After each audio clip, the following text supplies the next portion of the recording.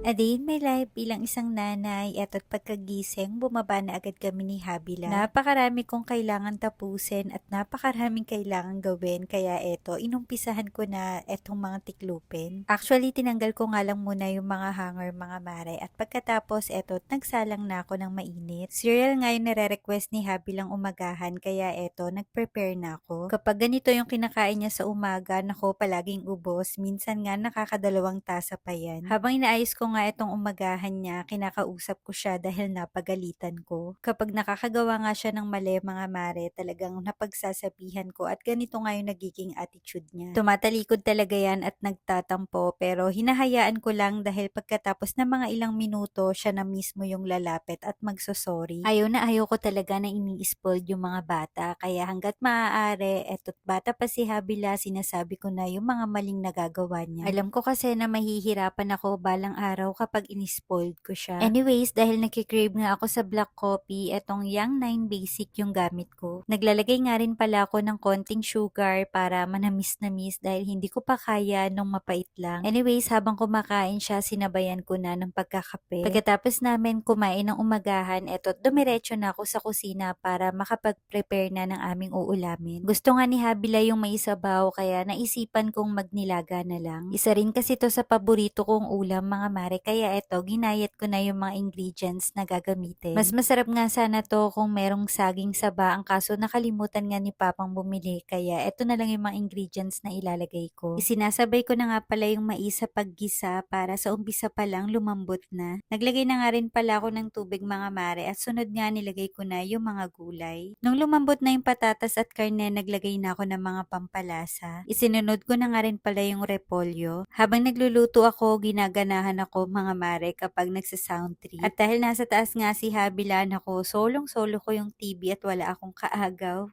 Char. Pagkatapos ko nga pala makapagluto, kumain na rin kami. Bali, fast forward, kinahapunan, eto, nag-unboxing naman si Habila. Tuwang-tuwa ang bata kapag meron nga siyang nare-receive ng mga bagong laruan. And syempre, tuwang-tuwa rin ng nanay dahil kahit papano nakakamenos na sa gasto. Halos lahat kasi ng laruan ni Habila, galing lang yon sa TikTok, mga mare. At habang busy nga yung isa sa paglalaro, binuksan ko na etong LED mini flashlight from Superfire. Etong flashlight na to, kailangan natin to para sa mga emergency. Maliit nga lang pala tong pinili ko, mga mare, at kasyang-kasya nga to kahit sa bulsa. Ibibigay ko rin kasi to kay Papa para meron nga siyang magamit, lalo na't kapag umaalis. Meron na nga itong 3 modes at napakalakas nga ng ilaw nito. Isinunod ko naman buksan yung mga skincare products from Papa Pil. Kung isa nga rin kayo sa nahihirapan mag-isip ng mga skincare products, lalo na kung sensitive yung skin nyo, nako, panigurado magugustuhan nyo to. Ito nga binuksan ko, ito lang naman yung trending na eye cream from Papa Pil. Ilang days ko na rin tong sinusubukan, mga mare, at ang ganda nga ng effect. Next naman, binuksan ko na etong nakakatakam na spicy latyaw. Nako, nagte-trending din to ngayon, mga mare, at talaga namang mabubudol ka kapag natikman mo. Tignan nyo naman kasi itsura pa lang nito, matatakam ka, lalo na kung mahilig kang kumain ng spicy. Ako kasi napakahili ko sa mga maaanghang, mga mare, kaya nung nakita ko to, nako, natakam talaga ako. At habang nagbo-voice over nga ako, ayan, nagugutom na naman ako at parang gusto ko na naman kumain. Maanghang to, pero grabe, napakasarap, mga mare, at hindi ka talaga magsisisi kapag natikman mo to. Bali, kinagabihan nga, ang daming fireworks, kaya lumabas kami ni Habila para manood. Dito lang naman kami sa tapat ng pinto, mga mare, at dahil nasa 4th floor nga kami, kitang-kita yung fireworks. Grabe, ang sarap lang talagang pagmasdan yung ganito dahil kahit papano nakaka-relax at nakakawala ng stress. Habang nanonood nga kami dyan, ako amazed na amazed si Habila at tuwang-tuwa nga ang bata.